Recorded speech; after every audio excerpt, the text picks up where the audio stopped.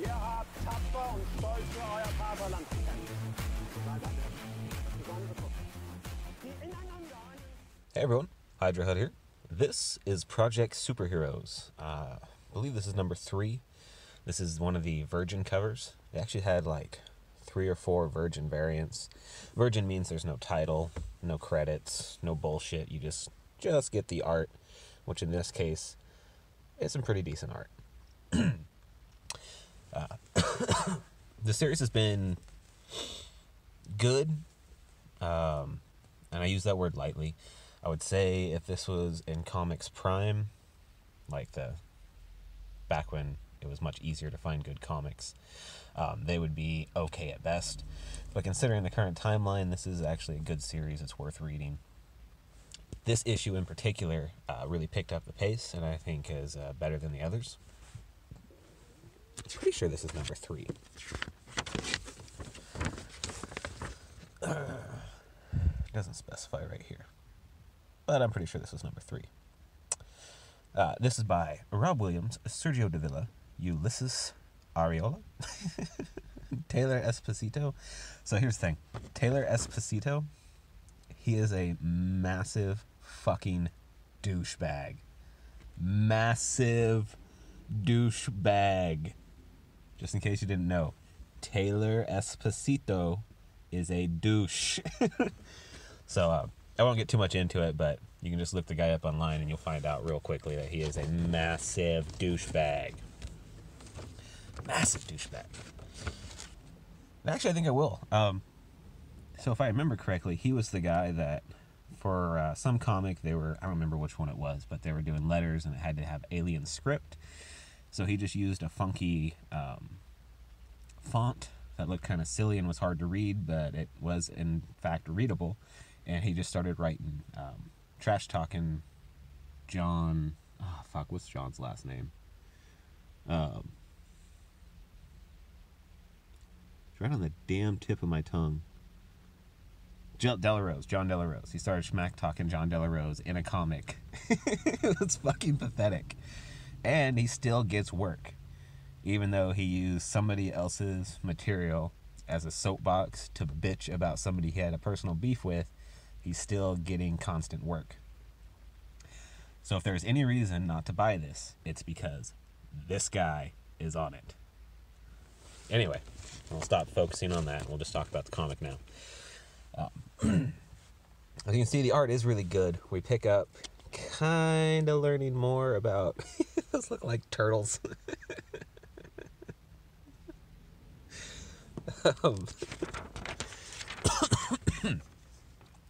We learn more about what's going on outside of the heroes that we've been focusing on solely on.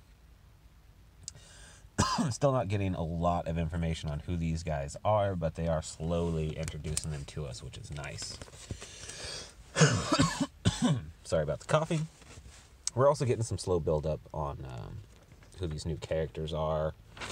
Art remains consistent and good. That's cool shit. So where we actually join our other heroes, though, is Amani, the American spirit. She's the one who was technically possessed by the flag. She's severely hurt and injured, and recovering the flag is protecting her. Right now, the Scarab is the only person who has technology that still works. That's this guy here. Black Terror is basically just guarding her. The Scarab is talking about how impressive the flag would be if it would choose a superhuman, and he starts to caress the flag. The flag, like, basically bitch slaps him for touching it, and Black Terror kind of jokes with him about how the flag is protecting Amani now. They go back to discussing why the Scarab's technology works. He doesn't really understand, but he has his people working on it. And then he eventually leaves the room to go back and talk to Samson and Masquerade. Masquerade was our cover girl. Samson in this is pretty fucking funny. He's definitely a good character. I don't know what this fucking chest hair is supposed to be. That looks ridiculous. But the back and forth between them is good. We also get some very indiscreet and easy to not notice foreshadowing from Masquerade in this little section. They kind of distract us with this little bit about the Scarab and his powers, and then we see Samson make this large leap to go and fight evil, and then we get this little quip about possession from Masquerade, which is her power. But you'll notice she's got an evil look and some red in her eyes. That's foreshadowing. You'll find out why at the end. I'm gonna try and not show that. Samson, on the other hand, I'm just gonna talk about him real quick. So, the vanguard approaches. The original Samson, of whom I am descended, once massacred the armies of the Philistines using just the jawbone of a donkey. For real? What? Yes. Why would I invent something like that? Leaps off the building. I will protect this city. And then as he's still leaping, people always doubted my father regarding the whole donkey jawbone thing. This is to himself, as he's just bailing through the air. Makes a hard landing in front of some kid that looks like Plastic Man. But as he told the legend, it was an extremely sharp jawbone. Philistines, probably flying ones. And then he jumps into battle. Bunch of idiots. They need to read they do not read nearly enough books. And then he just starts going on about how important it is to read while he's beating the hell out of these bad guys. Great scene. Big fan. Full page ad, which is annoying, but whatever.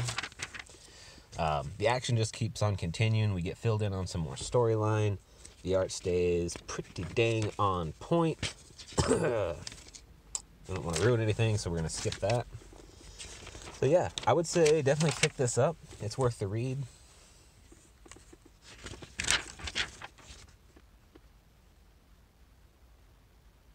That looks like Art Adams.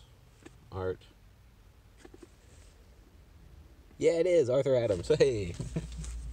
I recognize your female faces anywhere. Also, don't get anything by Pathfinder. They hate you. I mean, the games might be fun and whatnot, but as a company, they don't particularly like you. They would prefer it if you just shut up and give them money. So, I do recommend this. I think it was a good read. It's well worth the... how much? I don't even know what it was. How much is it? No price. Must have been free. I think it's $3.99. But anyway, I'd say it's a recommend. If you can, get one of these Virgin covers. She's the only cheesecake. The other one was Black Terror fucking some shit up, if I remember correctly. But alright, thanks for watching. Hail Hydra, baby.